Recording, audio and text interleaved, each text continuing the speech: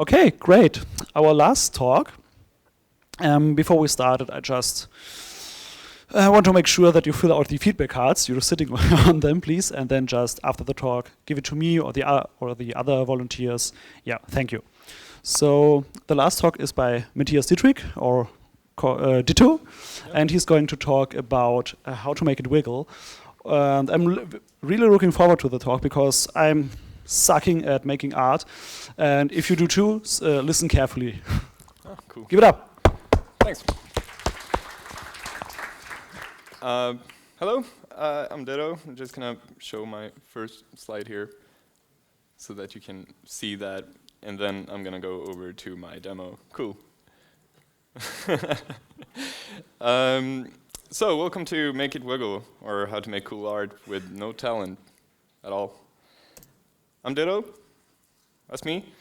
Today I'm gonna start with talking about consistency. I'm gonna try to explain what I mean with wiggle, and then I'm gonna make a video game and kind of tag you along with that and like add stuff to it, and hopefully that will become something beautiful. We'll see.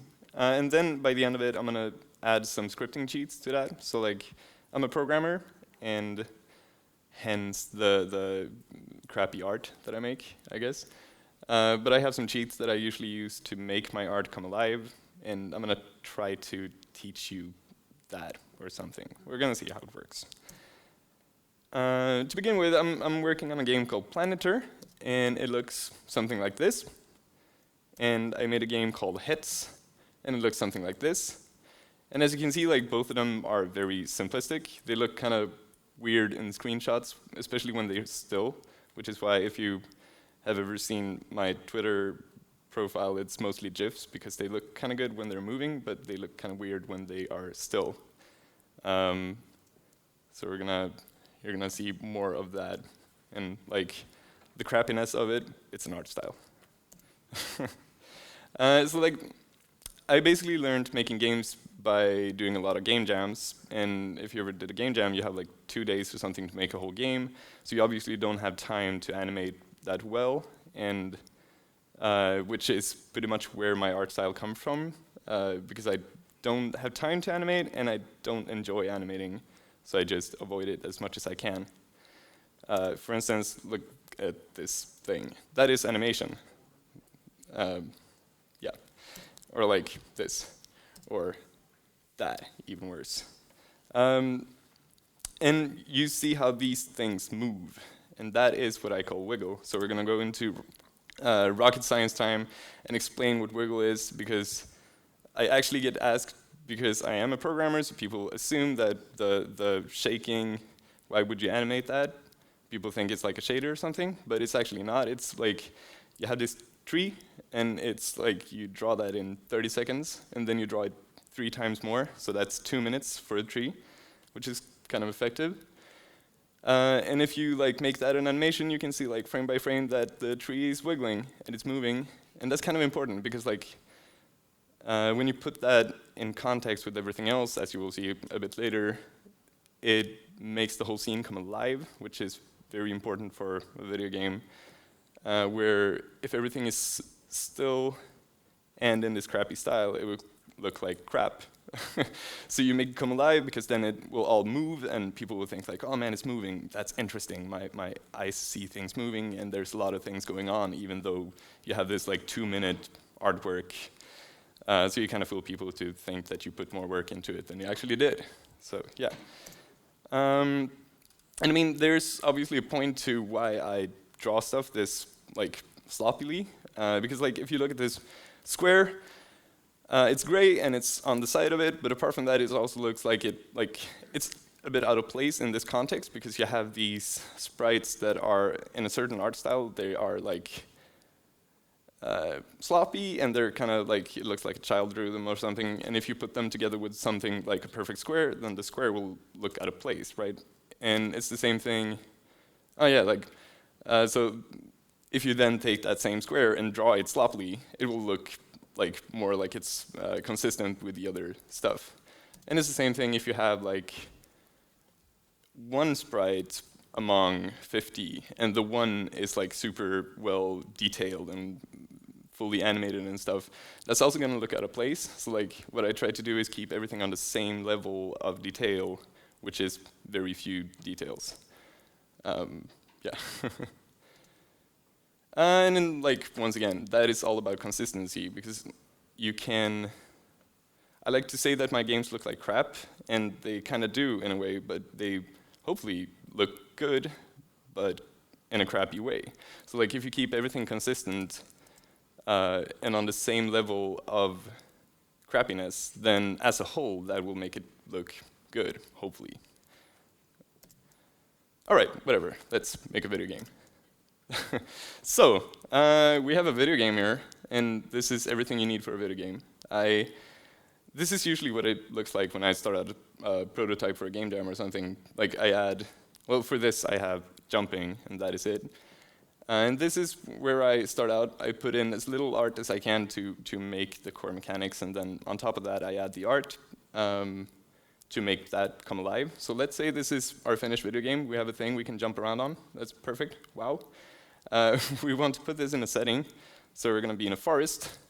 And like, wow, forest. And you see these are trees that I had in the beginning, and a couple of rocks and stuff, and I just slap them on the scene, forest. And you can kind of run around in behind the trees and stuff, cute. And so like step one, add some color, because like people love color. Color is amazing. And so like trick one with color is, right now you can see that the colors, because they are all very saturated. Like that makes the colors clash with each other, because it looks like everything kind of is too bright, and they kind of like clash together. So what you kind of trick for that is just like lowering the opacity or lowering the saturation, which makes the colors kind of blend together a bit better.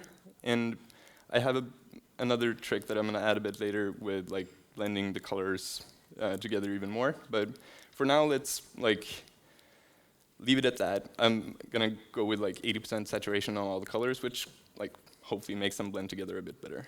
Step 3, 4, 5, whatever. Add some variation, because like once again you have this tree and just like flap it around, put a different color on it, make it smaller, whatever. That is like variation, and it makes everything look a bit more interesting. So right now, like first glance, it will look like you have drawn at least 2 trees instead of 1, and you got away with drawing just 1 tree. Amazing. And I added some stars and details, because like details are good. And here's the second color blending tip that I was talking about. Like this is something I love. You just you don't have to care about colors if you slap another color on top of everything. So right now I have blue here, and I'm gonna like switch the colors. I don't really know. Is it possible to maybe we can like lower the light, turn the light off, just for sake of? I don't think that's possible, but give me a second. Yeah, okay. I can jump around in the forest for the time being, just to like show the colors clearly or something. No, okay, whatever. So like, I think it's somewhat visible. Like, what I do is I just take a sprite of like transparent color and slap it on top of everything else, so that everything on the scene gets a piece of the same color, so they kind of blend together. And it's kind of interesting because you can, like, by rolling through these colors, you can just, and I mean it's just one color across the whole thing, and that can change the setting of, it can change the feel of the whole scene, right? So like adding kind of bluish will make it look more like night, and so you can kind of play around with that. I'm gonna go with some kind of purple-ish for this. Whatever, that looks kind of cool. And then we add the wiggle, because like at this point, just adding that little effect makes the whole thing kind of move, and once again, it looks alive, and that is important for video games. Like, you want them to feel alive when you play them, because that adds to, even though I can still just like run around on this thing and jump, but it becomes more interesting just from moving because you want to feed the, like looking at this, you want to be interested in what you're playing, and if everything is moving, then you have more stuff to look at. And by making everything move, then like everything is live and everything is interesting, amazing. And at this point, like I'm gonna add some clouds and some grass, I don't know, and a moon. Look at that, cute. And so like my point is that adding details like this is super easy because you add details that are also super simple to draw. Like those clouds probably took a minute to draw. But adding those details and like just slapping them in there makes the whole thing even more interesting, even though the details that you put in are really crappy. You add to the like depth of the picture, even though it's like super simple. And this is kind of where I start to cheat a bit because I'm kind of done with the art. It's good enough for me. So I started cheating a bit, and I made the stars move because like up until now, this is stuff you can pretty much do in like Paint or Photoshop or whatever. Just like slap pictures together, put colors on top of each other. It's super simple, right? So this is where I start to add some programming cheats where I put like super simple scripts on. So like each of these stars, I put a script on them that has this, like you see at the bottom. I don't know if everybody can see that. That's kind of poor placement of the text. Sorry about that. So like in the script for the position of the star, you put this position equals vector2, which is a position, right? And for x and for y, you put sine and cosine with the float variable that is time, that is walking forward as time moves forward, which makes the star kind of spin in a circle. And it makes the whole thing even more alive because that is the point. We want to get this thing feel alive. And now the stars are moving, and that's alive, and that's great because you want stuff moving. Next trick is something I love, and that is making stuff wobble like this. Like, look at that grass. It's almost like Assassin's Creed, like super realistic. Why are you laughing? Jesus. And this is also one of those like super simple tricks, and it makes the whole thing like, look at that. It's like, it feels like walking in the forest. Amazing. And it's kind of simple. Like, so if you have the object for the pine tree or the grass or whatever, you have the rotation, which is an angle, and you put this same sine thing with the time, and you multiply that by a floating point that I call wiggle. So every time I walk into a tree, that wiggle variable gets set to a random number. And then since that random number is above 0, that will mean that the rotation of the tree will increase to some way. And as the sine curve goes back and forth, that means that the tree will go back and forth, and it rotates. And at the same time, I'm like decreasing wiggle so that it always goes towards 0, which means that after a little while, it would stop wiggling. Amazing. Next trick is like stretch sprites, because like as you can see, I have 3 animations and they're stale and boring.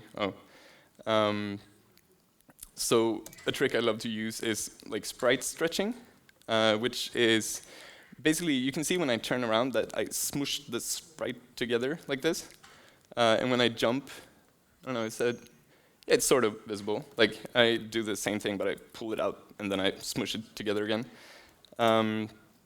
Which makes it almost look as if I have more animations than I actually do, because the thing looks more alive, right? And I didn't have to animate anymore. I just like slapped a dirty script on there, and it made the thing at least a little bit more alive. And that is also like super simple. You always lerp so like you have the scale of the sprite, which is like x, y. It's supposed to be 1, 1, which is when it looks like normal. And I use something called lerp, which means that x and y will always go toward 1. and when they are 1, the sprite looks like normal. And when I jump, I then set x to be smaller than 1, which means that the sprite will be pushed together, right? And also when I land, x is bigger than 1, so that it gets like stretched out. And they always go back to 1, which means that the sprite will, after a while, look normal again. And once again, this, like, at least to me, adds a bit more life to the character, and you can sort of feel the movement more when you jump and stuff. Amazing. Yeah, and that is what a lerp call looks like, because you have the x equals lerp x 1, so that it always goes towards 1. Amazing. And then I do this like super simple or like super dirty trick of adding outlines, which just makes the whole thing a bit more interesting. And I'm making outlines by drawing the same sprite in a different color at an offset. And super dirty, but like for a game of this fidelity, that totally works, because like I can't shaders. That stuff is hard, so I just avoid doing the hard stuff and do it the easy way instead. So what I do is I draw the sprite, and as you can, I hope you can kind of understand what is going on here, like where I have you have a tree and you like take the same sprite and draw it behind it, but in a different color 8 times, so that it's drawn all around, which kind of makes an outline. Simple. Amazing. And at this point I was like, yeah, so more, so like, what about adding some fucking screen shake? I know, maybe not for this game. And like, that is basically it. Like my point here is that like, even though you can't animate, like you can obviously see that I can't, or at least I won't because I'm stubborn. You can still make something look kind of interesting just by adding very small, simple, dirty tricks to your scene. Trying to think about like well, color balance is pretty damn important, and consistency is pretty damn important. And as long as you think about those things while adding details on the same kind of crappy level, you can still kind of make it look sort of interesting, hopefully. At least I think so. And the important thing to think about for game art is that when you play a game, you will remember what it feels like, hopefully, more than what it looks like. So like, if you make the art feel good, then you will kind of remember it in your head as if it was more interesting than it actually was when you see the screenshot of it. And to me, that's kind of interesting, because then you will walk away from the game and think better of it than when you saw a screenshot. So you can kind of have to argue for people to play your game instead of just looking at the screenshot, because they will get it once they actually play it. And that is kind of my approach to game art. So thank you. And if you have any questions, like, please ask them.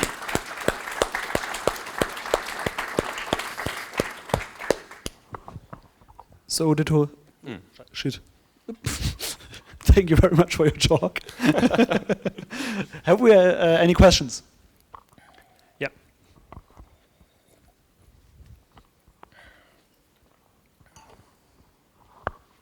What are you running that in? This is run in Unity. Yeah. But I figure, like, hopefully you can do this in pretty much whatever, like GameMaker or you know, Unreal or whatever, what have you.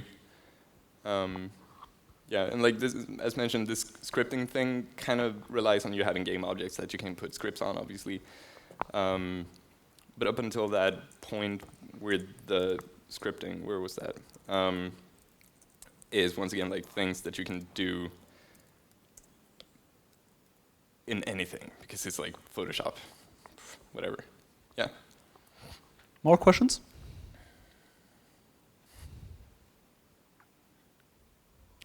I have one. Yeah. I think consistency is super important for the game. But if you wouldn't tell, I wouldn't know that the stars are stars, but think it would be fireflies. Because, Yeah, sure. because they are moving. And what's your approach on telling the player what it actually is that he's looking at or that he's playing. I mean, okay, the trees are trees, of course. The rocks are rocks. But if you want the player to focus on a specific object or a specific spot in the game, and everything is moving, he can't concentrate at that certain spot. You know what I mean? Yeah, for sure. How would you approach that, for example? So like with the stars, it's kind of, if I wouldn't tell you that there were stars, it wouldn't matter as much, and I probably shouldn't have, because like it's white dots in the sky. Who cares?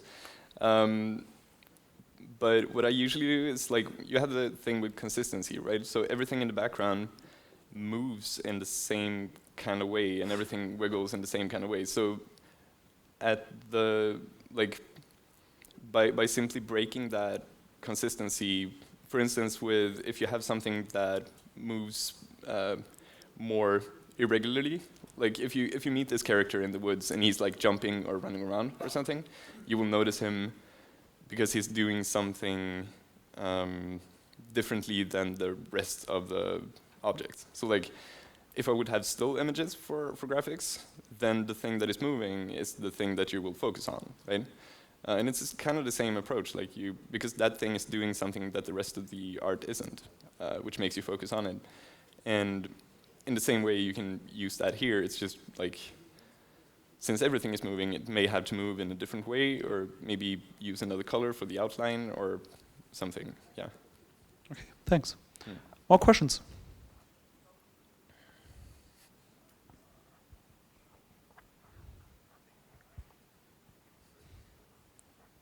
Okay, I guess not. But thank you very much for the talk, Ditto.